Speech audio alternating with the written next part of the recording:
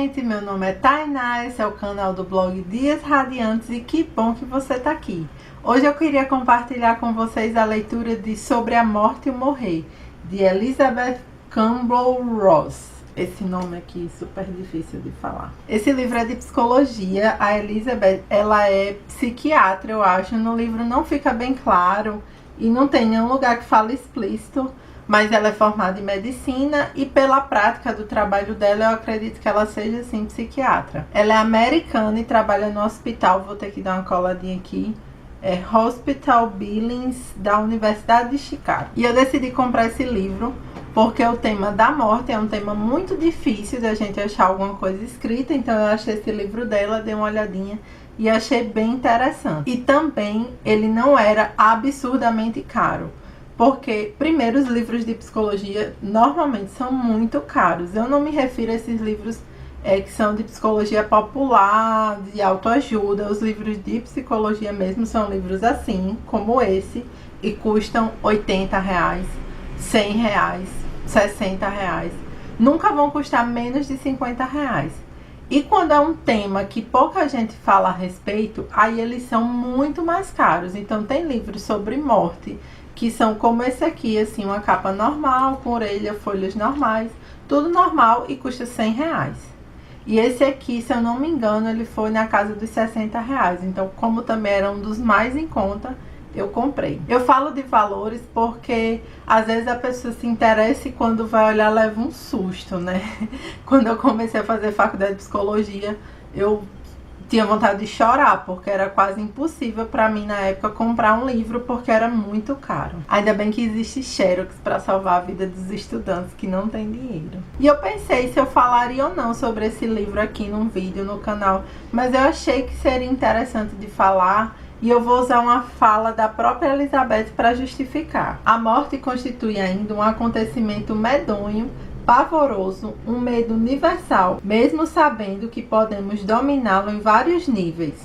O que mudou em relação à morte, né, foi nosso modo de conviver e lidar com a morte, com o morrer e com pacientes moribundos, né? Então, a morte, ela é um medo universal, ele é um medo natural. E que, embora nosso desenvolvimento tecnológico, o desenvolvimento da medicina, permita que a morte seja cada vez mais adiada, porque várias doenças hoje em dia têm tratamento, a morte ainda é um fato. Todos nós vamos morrer um dia. Então esse medo ainda existe dentro de nós em algum nível. Claro que quando a gente tem saúde e é jovem, é um medo que a gente não pensa muito a respeito. Mas ele está sempre presente, de alguma forma. No entanto, com esse avanço tecnológico, a gente tem tido uma tendência a não pensar na morte, a não falar sobre ela, a fingir que esse medo não existe. E a gente vive hoje em dia numa sociedade que se pretende muito aberta, muito em busca de quebrar cada vez mais tabus e mais preconceitos. Só que, no entanto, existem outros tabus que vão sendo estabelecidos, e a morte parece ser um deles, como a própria Elizabeth diz. Vivemos em uma sociedade em que a morte é encarada como um tabu, onde debates sobre ela são considerados mórbidos e as crianças sempre são afastadas desse assunto sobre o pretexto de que será demais para elas. Só que a criança se aperceberá do que aconteceu, do que mudou na família, e sentirá um pesar irreparável, retendo este incidente como uma experiência pavorosa, misteriosa, muito traumática, pensando que os adultos não merecem muita confiança e com quem não terá mais condição de entender.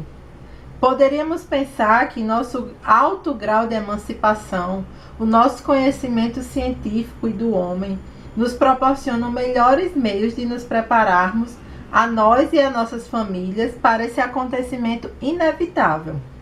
Mas, ao contrário, já vão longe os dias em que era permitido ao homem morrer em paz e dignamente em seu próprio lar. Quanto mais avançamos na ciência, mais parece que tendemos a negar a realidade da morte. Então, o avanço da tecnologia e do conhecimento da medicina e sobre o corpo humano dá a gente a falsa sensação de que a gente pode evitar a morte. A gente até pode evitar no sentido de que muitas doenças que a gente pode sofrer ao longo da nossa vida, a gente pode se curar. mas é inevitável que uma hora ou outra a gente vai morrer. Só que falar sobre a morte é tido como uma coisa, né? A Elizabeth fala, é uma coisa mórbida, uma coisa esquisita, um mau presságio, um agouro, uma coisa que não se deve falar. E vai se instituindo um tabu em torno da morte. Com isso, o fato de a gente não falar sobre a morte e não encarar essa realidade não muda o fato de que as pessoas vão morrer em algum momento e que por vários momentos da nossa vida nós vamos ter que enfrentar a perda de alguém querido. Não falar sobre esse assunto e não poder partilhar esses sentimentos só vai fazer com que a gente experiencie essa morte, essa perda de alguém de uma maneira muito mais triste. A morte vai sendo vista como algo solitário, mecânico e até mesmo desumano, porque naqueles últimos momentos da sua vida, no caso de quem vai morrer, ou mesmo da família, nesse momento de perda e tristeza, ao invés de sentir o apoio e a solidariedade das outras pessoas, você se sente isolado e repelido. Você não pode ficar triste, você não pode pensar no assunto, você não pode falar do assunto. Você tem que esquecer e seguir a sua vida como se nada tivesse acontecido, como se aquela pessoa não tivesse ido embora, como se ela não tivesse ido embora para sempre. A experiência da doutora Elizabeth, que ela tentou transmitir nesse livro, foi uma experiência muito legal com pacientes terminais desse hospital em que ela trabalhava.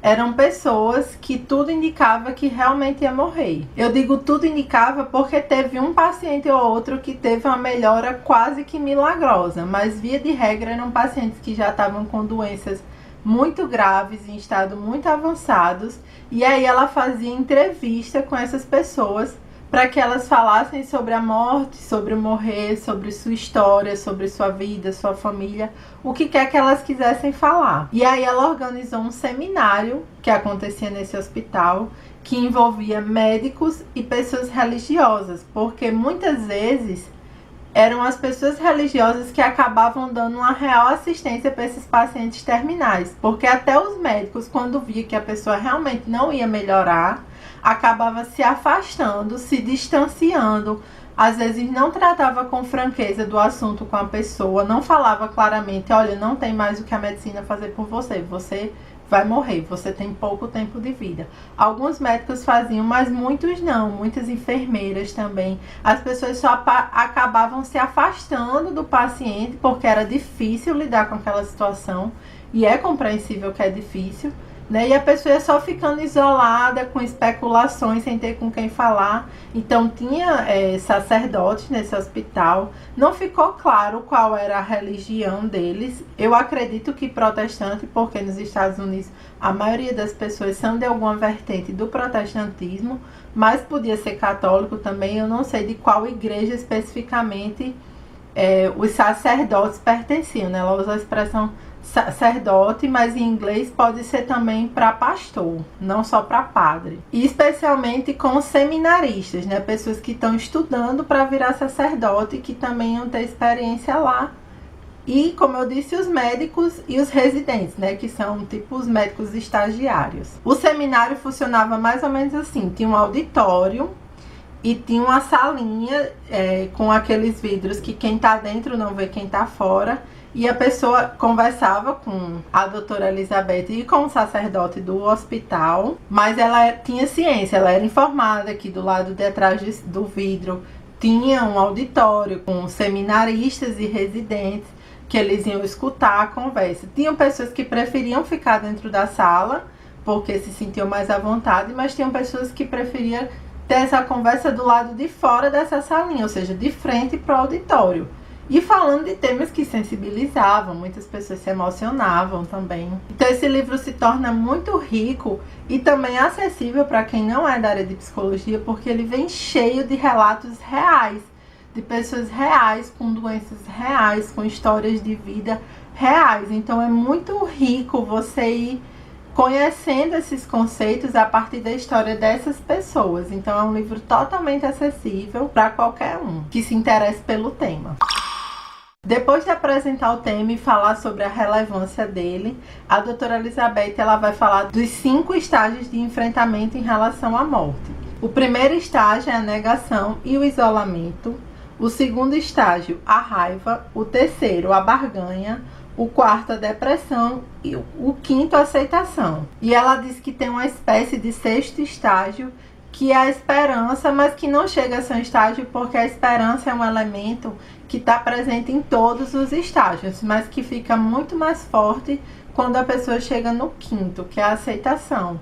Que embora você entenda que você vai morrer, você nunca deixa de ter esperança de repente surgir um tratamento novo que possa lhe ajudar, ou se você é uma pessoa que tem fé, que tem uma religião, de repente ter sim uma cura milagrosa, né? Como eu disse, ela até disse que teve uns 2 ou 3 casos que aconteceu um negócio totalmente inesperado e a pessoa ficou totalmente saudável depois, mas que o normal é que as pessoas realmente iam morrer.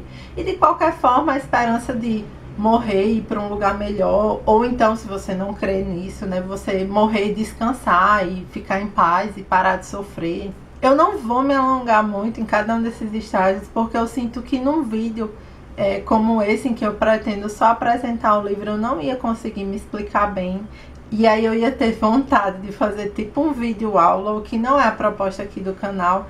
Então fica realmente como uma dica para você, se você se interessa sobre o tema, né, de ler isso aqui. Esses estágios também são bem interessantes porque eles foram elaborados a partir dessa relação com a morte, mais grandes perdas da nossa vida. A gente também acaba vivendo esses estágios, como por exemplo, o fim de um casamento ou a perca de um emprego que era muito importante. Ela também apresenta de maneira detalhada como funcionava esse seminário, que é uma ideia muito interessante. As resistências que ela enfrentou quando ela começou a elaborar esse seminário e o valor que ela foi percebendo que esse seminário tinha, que nem ela tinha percebido inicialmente. Também no final do livro, nos últimos capítulos, ela dedica uma parte para falar da importância da família em todo esse processo, do valor da terapia com pacientes terminais e também do valor da experiência religiosa para essas pessoas.